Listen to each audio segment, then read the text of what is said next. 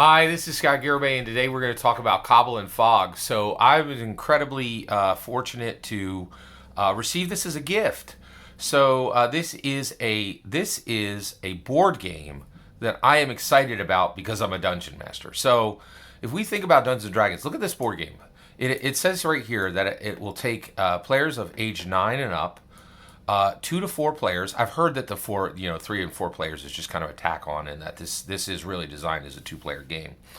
It takes 20 to 40 minutes per match, and and this is the part I love about this. So let me define my terms before I go a minute further here. So this is Unmatched. That is the series. So it's an entire series of of of miniatures of a board game. So what this is battlefields, literally boards, mixed with miniatures, mixed with cards.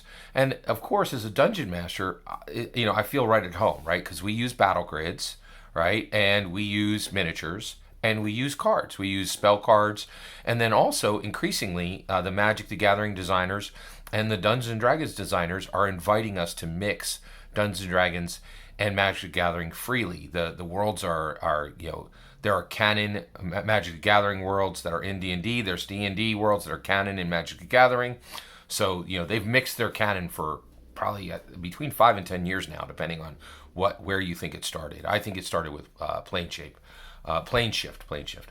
So as a dungeon master, I'm really excited about this board game, and what is it going to supply me as a dungeon master? Well, surprisingly, it's not going to supply me the miniatures, and the reason why is I like to strip board games for parts, but my family does not like that, so I've stopped kind of doing that. And what I'm doing is, well, what can I get from this, right? So one, I'm going to get inspiration, right? Because this is so I still not fully defining this. This is from the Unmatched series, okay, which is a series of battlefield miniature card game 1v1 board game matches, almost like a battle royale, right? But with just 2-player, and then a classic fight, right? And this is Cobble and Fog. So this is specifically the game that mixes classic London stereotype characters. So you have the Invisible Man, you have Dr. Jekyll and Hyde, Mr. Hyde, Dr. Jekyll and Mr. Hyde. You have Dracula, and you have Sherlock Holmes, right? Now I just explained how this is very much like Dungeons and Dragons with battlefields, miniatures, and cards. But there's also connections to Dungeons and Dragons, right? So let's go through here. So Dracula, Sherlock Holmes, and the Invisible Man. You will not find any of these 3 people anywhere in the IP mixing models of Dungeons and Dragons, right?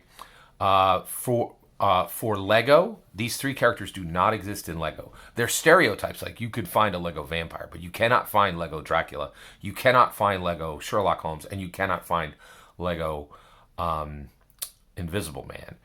Also, Dracula, Sherlock Holmes, and Invisible Man are nowhere in Magic the Gathering, but you know where you will find them?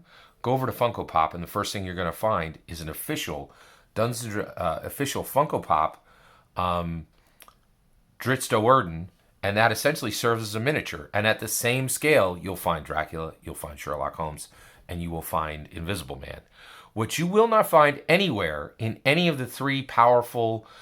so there are 3 Millennium IP world mixers for Dungeons and Dragons: Lego, Funko Pop, and Magic the Gathering.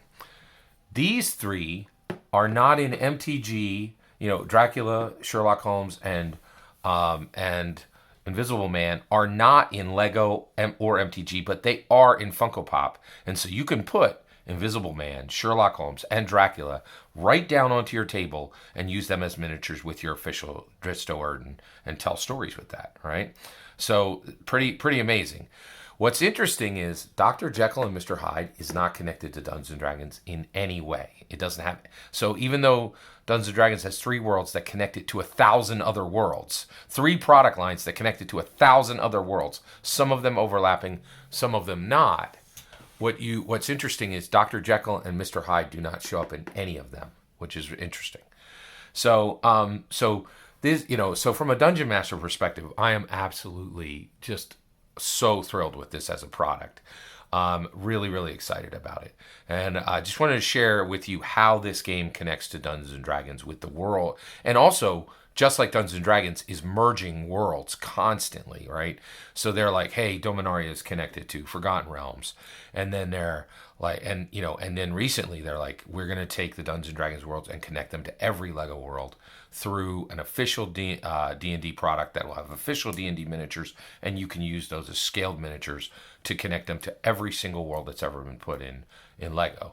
This game is doing the same. It is literally mixing worlds. Dr. Jekyll and Mr. Hyde, Dracula, Sherlock Holmes, Invisible Man. And then their other games mix in the Marvel world, and also mix in the IRL world. Bruce Lee has his own set. It's completely sold out. It's no longer printed, and it's doing nothing but going up in value. But I love how Unmatched, just like Dungeons and Dragons, is saying, hey, Dracula can fight Bruce Lee. Just like Dungeons and Dragons is like, Dritz Do'Urden can absolutely meet Naomi Osaka.